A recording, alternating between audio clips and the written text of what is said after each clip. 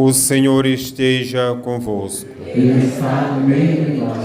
Proclamação do Evangelho de Jesus Cristo segundo Lucas. Glória a vós, Senhor. Naquele tempo, no 6º mês, o anjo Gabriel foi enviado por Deus a uma cidade da Galileia, chamada Nazaré, a uma virgem prometida em casamento, a um homem chamado José. Ele era descendente de Davi, e o nome da virgem era Maria.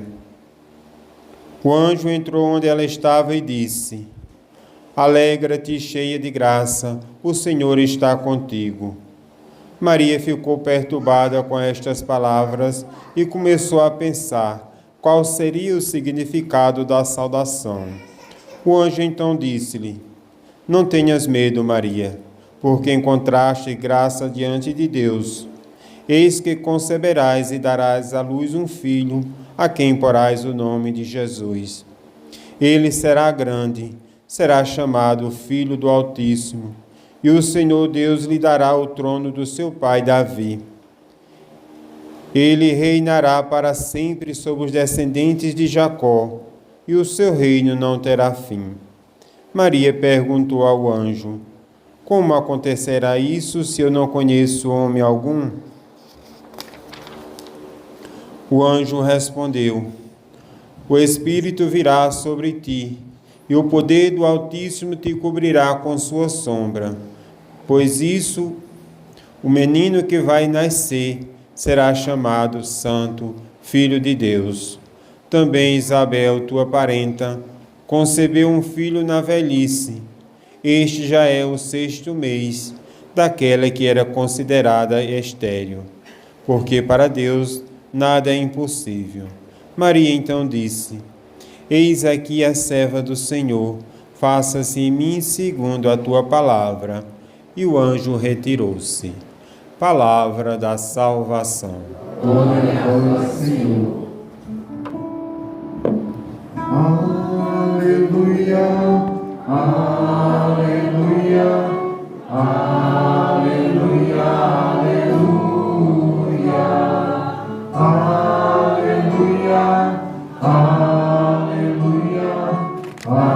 aleluia, aleluia. Amados irmãos e irmãs, gostaria muito de atentar à providência da festa de Nossa Senhora das Graças neste ano. É que nós temos um príncipe, nós temos 2 barracas, nós temos os animadores da Santa Missa, que irão animar depois a quermesse, enquanto o povo de Deus vai consumir o que foi produzido para a quermesse. Temos um povo que preparou os alimentos para depois da Santa Missa. Nós temos o diácono, temos a data litúrgica de Nossa Senhora, temos o padre, temos o povo, temos festa. Viva Nossa Senhora das Graças! Essa é a nossa festa. Agora, também, amados, perceber a providência desta solenidade da Imaculada Conceição. A comunidade já rezou sua novena, o tríduo, ficou quase uma trezena, se for juntar tudo. E contemplar, portanto, que nós estamos no tempo do Advento. E o padre até agora não falou em Nossa Senhora das Graças, porque já celebramos a Imaculada Conceição de Maria.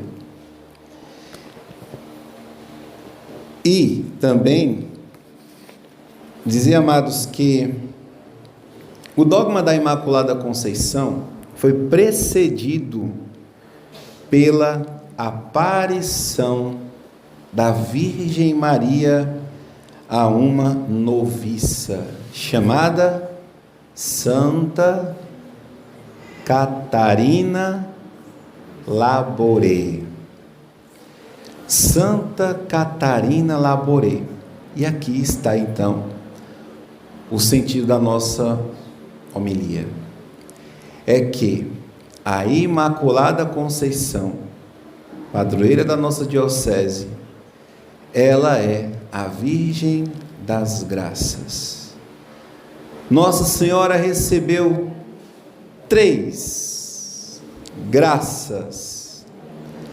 A primeira graça da Virgem Maria foi na sua conceição, concebida sem pecado original.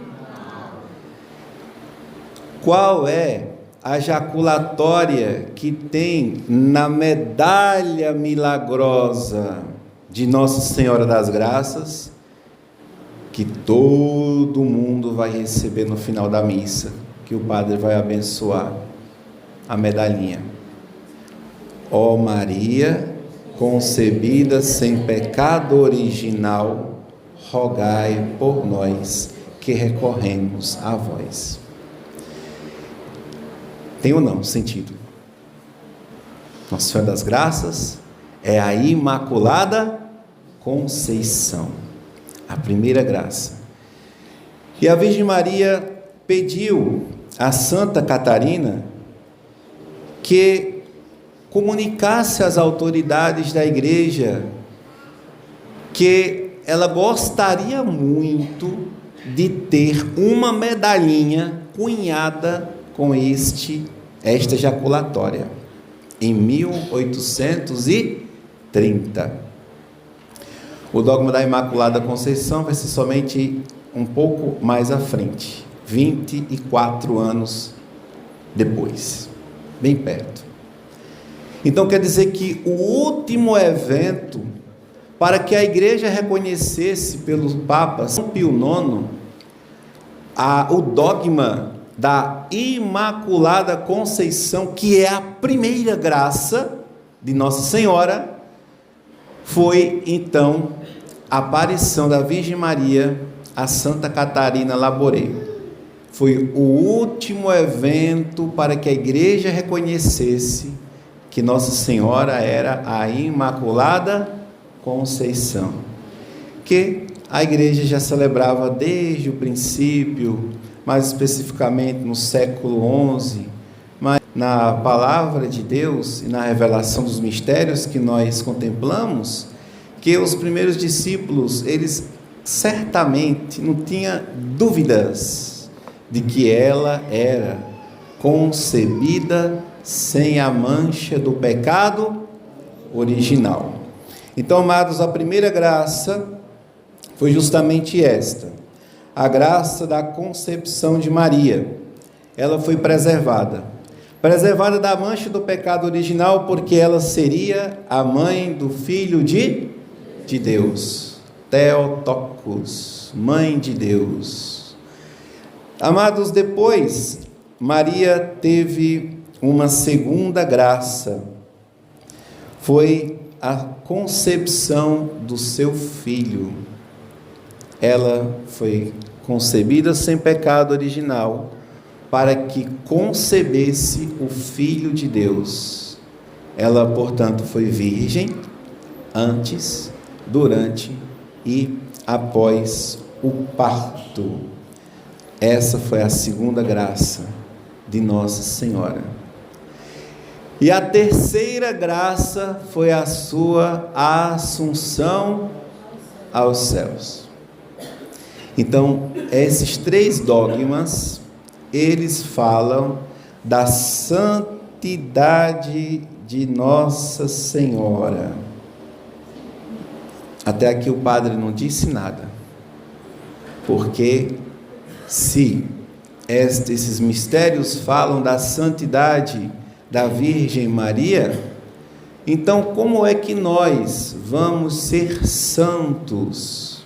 Agora entra o título de Nossa Senhora das graças. Vamos ser santos. Como? Então, irmãos e irmãs, após a confirmação da revolução que Nossa Senhora tinha revelado a esta pequena noviça, Santa Catarina Labouré, confirmou o poder de Deus, porque a Virgem Maria, já sabendo que o mundo estava prestes a viver esta grande revolução francesa, depois de Napoleão, um homem imoral, então esta imagem do poder temporal que quer calar a igreja, silenciar a moral cristã, nós vamos vendo isto repercutir em todas as gerações. Mas, se Maria ela é concebida sem pecado, esta é a perspectiva negativa de Nossa Senhora. Ela não tem pecado. Mas por que ela não tem pecado? Porque ela é cheia de graça. Então, se ela é cheia de graça, Catarina teve a imagem desta mãe, com um globo terrestre debaixo dos pés e uma serpente. Sabemos que esta serpente no Apocalipse é um dragão. E este dragão, ele vomita um rio caudaloso para matar a igreja, Nossa Senhora, e o menino que ela traz no seu ventre, uma mulher grávida de uma criança que vai nascer, e esta criança será o Salvador da humanidade. Como este dragão não é Deus, é apenas um espírito diabólico de um anjo que levou terça parte dos outros no céu, de modo que no céu não há nem mais os nomes deles inscritos. Então a guerra já está ganha. Então, Padre, o que faremos para viver e participarmos das graças da Virgem Maria? É só virar o lado da medalha. Do outro lado da medalha, Nossa Senhora pediu para cunhar o Sagrado Coração de Jesus e o Imaculado Coração de Maria. E estes corações estão simbolizados no centro. Há um estandarte, e o estandarte de vitória, que é a cruz de Cristo, entrelaçada no M de Maria. Amados irmãos e irmãs, então as graças da Virgem Maria acende em nós, em nossa alma, as virtudes de nosso Senhor Jesus Cristo. Então, como nós vamos participar deste grande mistério? Já vimos que a Imaculada Conceição faz parte da primeira graça de Maria, e agora lembramos que as outras graças fazem parte da missão da Virgem Maria e da Igreja, que é fazer nascer Jesus na alma de todo filho de Deus, toda pessoa que existe e vive e que reza, deve então receber o coração de nosso Senhor Jesus Cristo impresso na sua alma, do mesmo jeito que Maria recebeu no seu seio o Verbo eterno do Pai, Jesus Cristo. Todo cristão, amados irmãos e irmãs, deve engravidar do Verbo de Deus. E como nós vamos engravidar do Verbo de Deus? Pensando na finalidade de cada filho e filha posto neste mundo. Todos nós, irmãos, sem exceção, nascemos para ser mãe. Todos nós, sem exceção, nascemos para ser pai. Esta, depois da primeira vocação à santidade, é a missão de todo homem e de toda mulher, inclusive dos padres, um pai espiritual. Vocês acham que é de graça, que querem usar no sentido pejorativo a batina que o padre usa, dizendo que é uma saia? As vestes que o padre usa, dizendo que é uma roupa de palhaço? Não, isso faz parte do projeto do anticristo de minimizar a força da igreja. O padre, ele é um pai, e ele tem o poder de apagar, em nome de Cristo e da igreja, os pecados, e de trazer nosso Senhor Jesus Cristo na Eucaristia. Certa feita, imaginava a Virgem Maria cobrindo a mão do padre como seu próprio ventre e fazendo nascer a Eucaristia pelas mãos da Virgem Maria. Amados irmãos e irmãs, esta é a missão do padre. E também, vocês acham que é de graça que o mundo cria piadas com o matrimônio quando coloca o marido amarrado à sua esposa? Piadinhas. Ah, tu vai se amarrar agora, vai perder tua liberdade.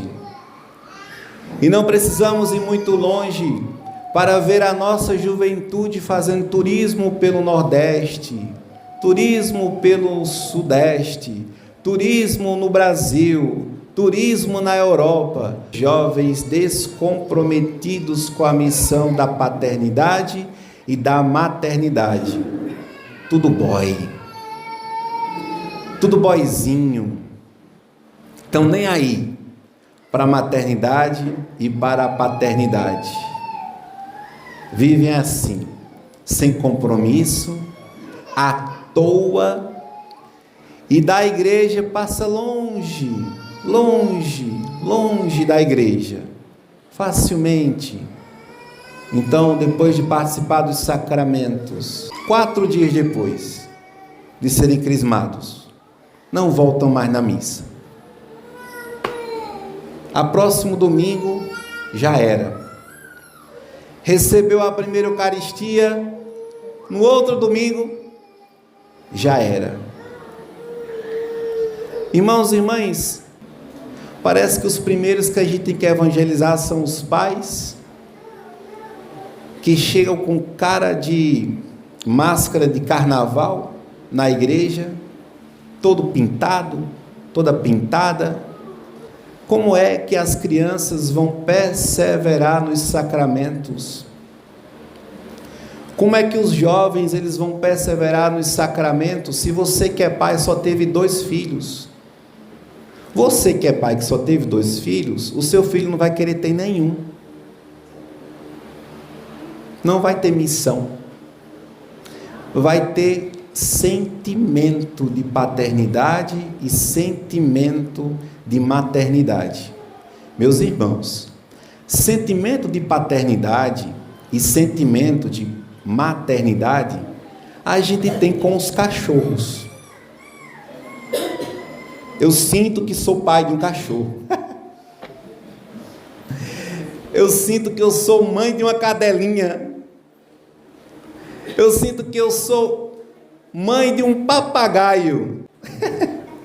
Né? A humanidade está perdendo o sentido da sua finalidade. Acabou. Qual é o sentido da finalidade do homem? Semana passada estava conversando com uma jovem, já noiva, e aí ela dizia que... Quantos filhos? Não, estou agora mestranda. Certo, mas e aí? Mas Deus nos fez para, né, sermos família, para procriar. É a missão. Matrimonus, missão de ser mãe. Nossa, padre, que pensamento machista! Quer dizer que a mulher nasceu só para isso? Só para procriar? Não, minha filha. Quem nasceu para procriar foi a vaca, o boi, o cachorro. O boi, ele não é pai. Porque, inclusive, o boi pode cruzar com a sua cria bezerra. Só quem pode procriar e ser pai e ser mãe somos nós, seres humanos. Está tão difícil a coisa que a gente tem que dizer agora para as pessoas: olha, você é humano, você não é macho e nem fêmea. Nossa, que discurso machista. Minha filha, você nasceu para ser mestranda, então fique à vontade, né? Porque as mulheres nasceu para ser mãe, né? Uma vaca não pode ser mãe, ela é fêmea e ela vai dar cria, mas ela não tem afetos maternos. Já os seres humanos estão tendo sentimentos em relação à maternidade, né? Eu apenas sinto. Uma mãe de verdade, ela não é apenas sentimento materno, é uma vontade de ser mãe. O que é maior, a vontade ou o sentimento? A vontade. Então, amados irmãos e irmãs, a maternidade da Virgem Maria e o nascimento de nosso Senhor Jesus Cristo na alma gera necessariamente no coração de cada filho um apreço à maternidade divina e à paternidade divina e humana da Virgem Maria e do seu esposo na terra, São José. Filhos de Deus têm devoção. Estamos aqui porque nós temos fé em Nossa Senhora. Eu não tenho um sentimento para Nossa Senhora apenas, porque ela é mãe, mãe de Deus. Então, para com Nossa Senhora, eu tenho um profundo respeito e uma veneração e um culto aos santos, que chama-se a ela, o culto aos santos é dulia, e o culto a Nossa Senhora é de hiperdulia, porque ela foi coroada como rainha do céu, da terra, dos santos e dos anjos. Então ela é a maior de todos os santos na terra e lá no céu. E a São José, um culto de protodulia, porque ele foi o primeiro a entrar depois de Nosso Senhor, de viver na terra. Ele morreu e ele foi para o céu. Então, o primeiro lugar dos santos, depois de Maria, é o de São José. Inclusive, reza a tradição que ele está no lugar que era para ser do anjo que ia proteger Nossa Senhora. Por isso que ele é o anjo da terra. Porque quem protegeu Nossa Senhora não foi um anjo. Foi o anjo da guarda que protegeu José, e foi José quem protegeu a Virgem Maria, que levou ela pelo deserto para que ela pudesse ir para Belém. E ali nascer o menino Jesus e José cuidar. À sombra de um carpinteiro viveu Jesus, escondido numa família durante quantos anos? 30 anos. Depois começou sua vida pública e nasceu a família espiritual de Jesus, que quem é? Nós, a igreja. Então, caros irmãos e irmãs, é missão nossa você exortar os vossos filhos e netos e com o exemplo desejar que as nossas famílias elas sejam famílias numerosas, porque as famílias modernas elas estão perdendo a característica de famílias cristãs quando os pais, por exemplo, por infelicidade de não poder ter filhos, adotam um pet, um animal, em vez de adotar uma criança de uma possível mãe que não possa ser mãe, que ao invés de abortar, vai deixar a criança nascer e doá-la para uma família generosa, cuidar desta criancinha. E assim termos também dentro da igreja uma família que a gente conhece, que tem 5 meninos, tudo adotado. Olha que bonito. Não. E aí? Tu vai dizer quando para a criança que ela não é tua, que tu não é a mãe biológica? Grande coisa. Com 2 anos, minha filha, olha, eu sou sua mãe. Aí a criança vai crescendo com 4 anos, olha, eu sou a sua mãe.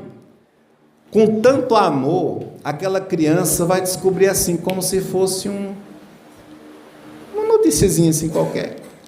Do mesmo jeito que se a gente não tivesse o pecado original, com os dons preternaturais, iríamos viver muitos anos e muitos anos na terra.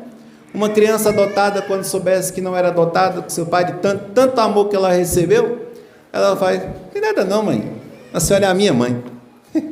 Simples assim. Então, irmãos, a gente não deve ter medo de sermos autenticamente cristãos. Hoje as pessoas andam com as roupas na rua, aí a gente vê uma roupa original, uma roupa falsa, uma roupa original, uma roupa falsa, né? Era muito bom que as pessoas olhassem na rua e dissessem também, olha, aquele cristão é original, aquele cristão é falso, né? Aquele é da Shen e aquele é da Vitara, né? Aquele é de verdade, aquele é raiz e aquele é Nutella, né? Mas hoje é tudo católico. Nasceu, não, vovó é católica, eu também sou. Os únicos que são de uma nação, quando nasce, o judeu, por exemplo, para ser judeu, ele basta nascer judeu. Mas cristão, para ser cristão, ele tem que ser evangelizado, que é o que a gente está fazendo aqui, e participar de todos os sacramentos da igreja e da santidade de Nossa Senhora. E a última santidade e graça da Virgem Maria é o prêmio que todos nós vamos receber se nós amarmos Jesus como ela amou, que é de entrarmos na glória. Ela entrou assunta aos céus. Assunta significa assumida pelo céu. E nós vamos para o céu. E lá, no nosso juízo particular, se Jesus olhar para nós e ver o coração dele, e ver o imaculado coração de Maria, que é o verso da imagem da medalha milagrosa, nós vamos entrar no céu com o estandarte da Virgem Maria e do crucificado, o Filho de Deus, que ressuscitou, e que no céu vivo está com as marcas da ressurreição. Amados, que possamos viver e morrer, não só com as marcas dos nossos pecados, mas viver e morrer com as marcas dos nossos amigos do céu. Jesus, Maria e José. Nossa família, Glória ao Pai, ao Filho e ao Espírito Santo.